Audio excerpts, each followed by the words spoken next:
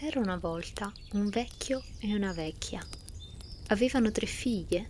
La minore era così bella da non poter descrivere né raccontare in una fiaba. Una volta il vecchio si preparò per andare in città, al mercato, e dice: «Figlie mie care, ditemi cosa vi occorre, vi comprerò tutto alla fiera». La maggiore chiede: «Comprami un vestito nuovo, babbino». La mediana: «Comprami uno scialle, babbino». E la minore dice: «A me compra un fiorellino vermiglio». Il vecchio rise della figlia minore. «Cosa ne farai d'un fiorellino vermiglio, stupidina? Gran profitto ne trarrai, sarà meglio che ti compri delle vesti». Ma per quanto dicesse, non riuscì a convincerla. «Comprami un fiorellino vermiglio», seguitava a ripetere. Il vecchio andò al mercato, comprò un abito per la maggiore, uno scialle per la mediana, ma il fiorellino vermiglio non lo trovò in tutta la città. Quando già stava per andarsene, incontrò un vecchino sconosciuto che portava nelle mani un fiore vermiglio. «Vendimi il tuo fiore, vecchiettino». «Non è da vendere, è il mio tesoro. Se la tua figlia minore sposerà mio figlio Finist, falco lucente, allora ti darò il fiore per niente». Il padre si fece pensieroso. Se non lo prende, la figlia s'addolorerà. Se lo prende, bisognerà dar la figlia in moglie, chissà chi. Pensa e ripensa, finalmente prese il fiorellino vermiglio. Non è un gran male, pensa, si fidanzerà, e se poi non è bello si può sempre rifiutare. Arrivò a casa, diede alla maggiore l'abito, alla mediana lo scialle e alla minore dal fiorellino e dice: «Non mi piace il tuo fiorellino, figlia mia cara, non mi piace affatto».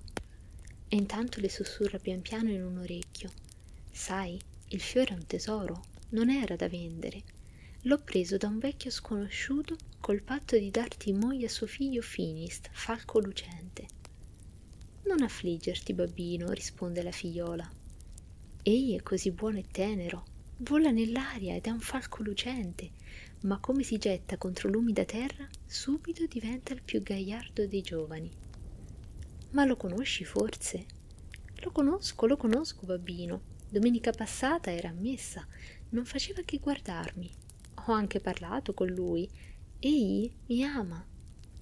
Il vecchio scosse la testa, guardò attentamente la figlia, fece su di lei il segno della croce e disse: «Va nella tua cameretta, mia cara figliola. È ora di dormire. La notte porta consiglio, decideremo poi». La figlia si chiuse in camera, mette il fiore vermiglio nell'acqua, apre il finestrino e guarda nell'azzurra lontananza. D'un tratto apparve innanzi a lei Finist, falco lucente, penne variopinte, volteggiò sul finestrino, si gettò contro il pavimento e divenne un giovanotto. La fanciulla si prese paura, ma quando egli le parlò, come divenne allegro e leggero il suo cuore. Fino all'alba rimasero a intrattenersi, di che non so solo che quando cominciò a far giorno, Finist, falco lucente, penne variopinte, la baciò e le disse: «Ogni notte, non appena metterai sulla finestra il fiorellino vermiglio, volerò a te, mia cara. Ed eccoti una penna della mia ala. Se avrai bisogno di qualche acconciatura, esci sul ballatoio ed agita la penna verso destra. In un baleno ti comparirà innanzi tutto ciò che desideri». La baciò ancora una volta, si tramutò in un falco lucente e volò via nei folti boschi. La fanciulla seguì con lo sguardo il suo promesso sposo, richiuse la finestra e si stese a riposare. Da quel momento, ogni notte bastava che mettesse il fiorellino vermiglio sulla finestra spalancata perché volasse a lei il prode Finist, falco lucente. Venne la domenica. Le sorelle maggiori si prepararono per la messa. «E tu che abito metterai? Non hai neppure un vestito nuovo», dicono alla minore. Ma lei risponde: «Non importa, anche a casa posso pregare». Le sorelle andarono alla messa e la piccolina siede alla finestra con l'abito sporco, guardando il popolo ortodosso recarsi alla chiesa di Dio. Aspettò il momento giusto, uscì sul ballatoio, agitò verso destra la piuma colorata ed ecco comparirle innanzi una carrozza di cristallo e cavalli di razza, e servi, livrea d'oro e vestiti e ogni sorta di monili preziosi. In un attimo la bella fanciulla si vestì, salì in carrozza e arrivò in chiesa. La gente guarda e stupisce della sua bellezza. Deve essere arrivata qualche principessa, dice la gente. Appena ebbero cantato Lite missa est, subito lei uscì dalla chiesa, salì in carrozza e tornò indietro. La gente ortodossa corse per vedere dove andava, ma restò con un palmo di mano in naso. Ogni traccia era sparita. Intanto la nostra bella, giunta al suo ballatoio, agitò subito la penna colorata verso sinistra e in un baleno un servo la spogliò e la carrozza svanì. Come nulla fosse, ella sedette dove era prima, a guardare dal finestrino la gente ortodossa che esce di chiesa e rientra nelle dimore. Arrivarono a casa anche le sorelle. Ah, sorellina, dicono, che bella donna c'era oggi alla messa, un vero miraggio da non poter descrivere né raccontare. Certo doveva essere una principessa venuta da altre terre, così sfarzosa, così elegante. Arriva un'altra domenica e una terza.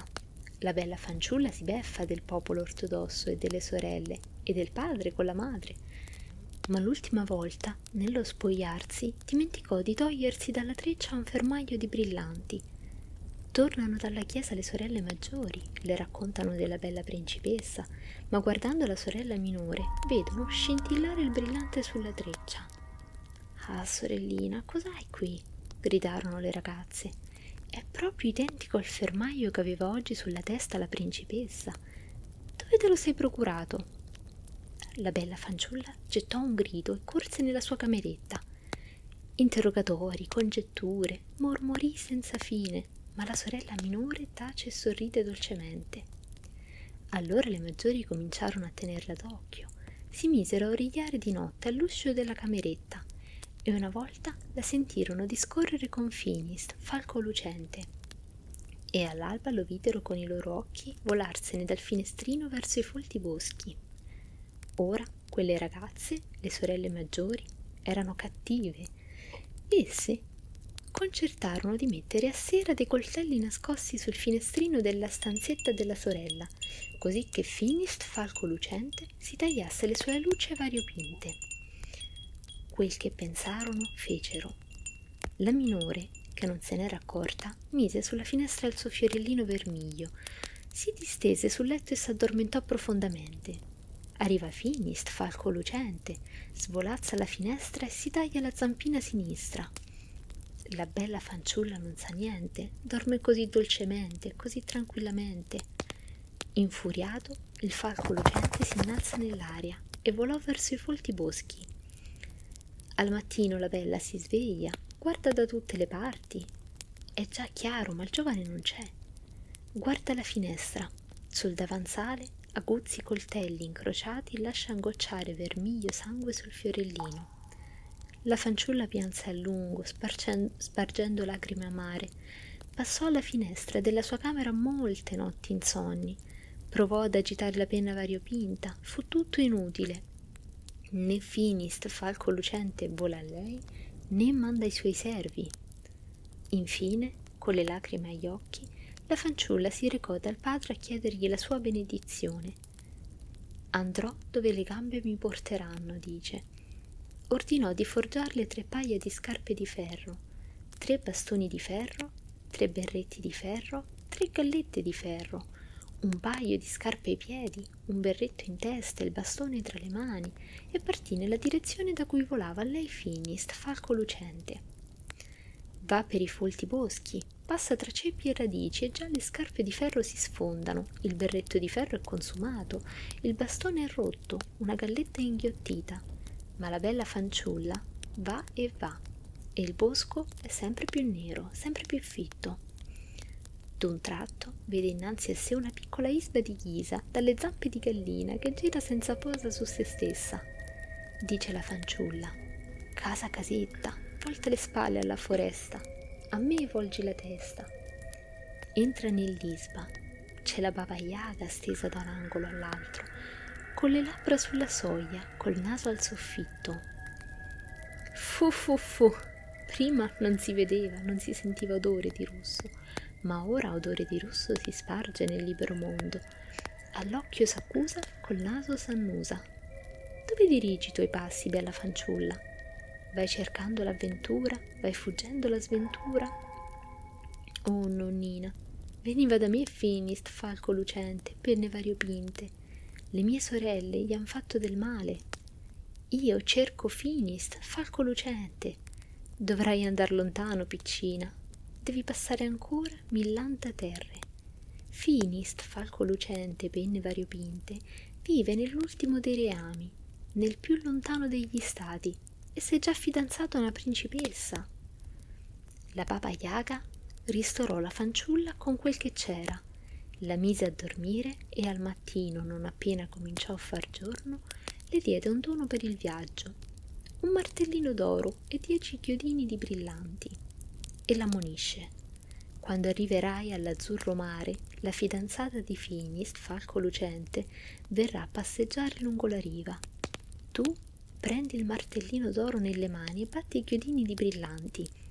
Essa vorrà comprarli, ma tu, bella ragazza, non prender niente. Chiedile solo di vedere Finist, falco lucente. Su via, adesso va con Dio, recati dalla mia sorella mediana. Di nuovo la bella fanciulla va nel bosco scuro, sempre più avanti, e il bosco si fa sempre più buio e più fitto. Le cime si intrecciano nel cielo. Già un altro paio di scarpe ha sfondato, un altro berretto ha consumato, il bastone di ferro ha sfasciato, un'altra galletta ha rosicchiato, ed ecco, dinanzi alla fanciulla sta una casetta di ghisa dalle zampe di gallina. Gira senza posa su se stessa. Casa casetta, volta le spalle alla foresta, a me volgi la testa. Da te debbo entrare un boccone per mangiare. La casina voltò la schiena alla finestra, alla foresta.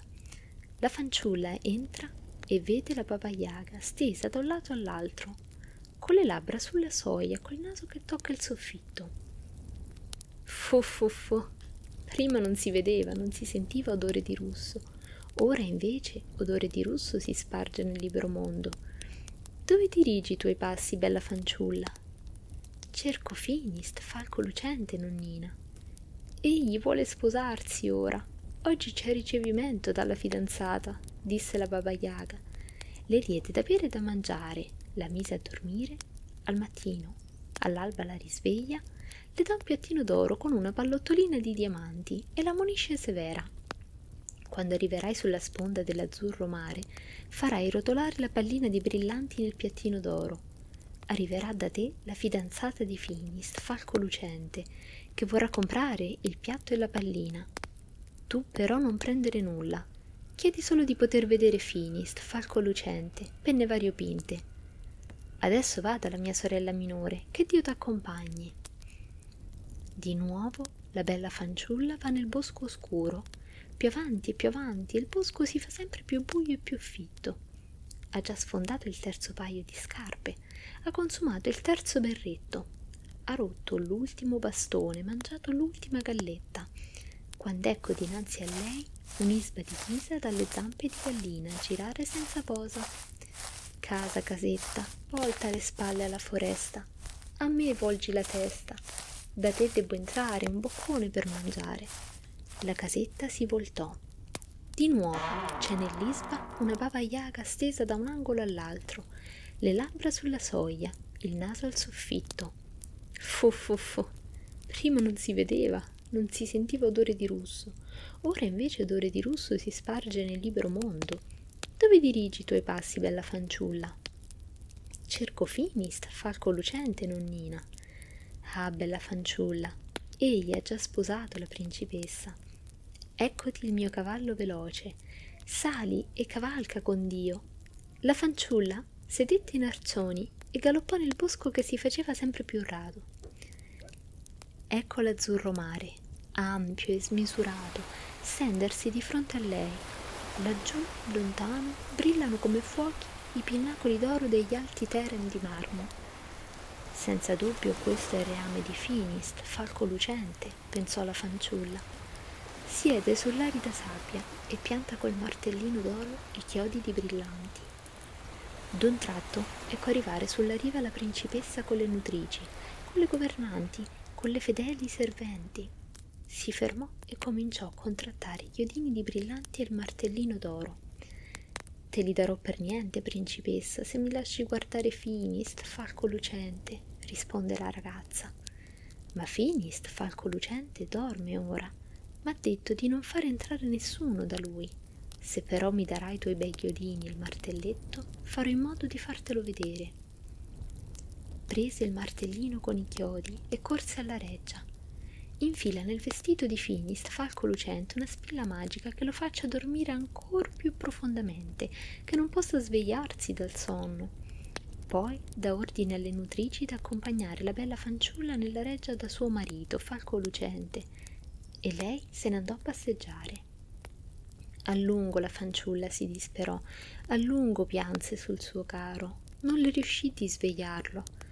Dopo aver passeggiato alquanto, la principessa tornò a casa, la mandò via e tirò fuori la spilla.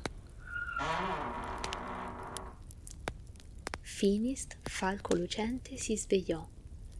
Oh Dio, quanto ho dormito! C'è stato qualcuno qui, dice. Non ha fatto che piangere e lamentarsi, ma io non potevo aprir occhio, come ero penoso. T'è parso nel sogno, risponde la principessa. Qui non c'è stato nessuno. Il giorno dopo la bella fanciulla sta di nuovo sulle rive dell'azzurro mare e fa rotolare la pallina di brillanti nel piattino d'oro.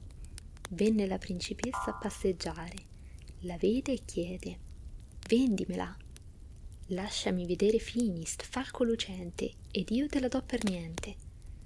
La principessa consentì e di nuovo piantò una spilla nel vestito di Finist, falco lucente. Di nuovo la bella fanciulla piange amaramente sul suo amato e non può svegliarlo.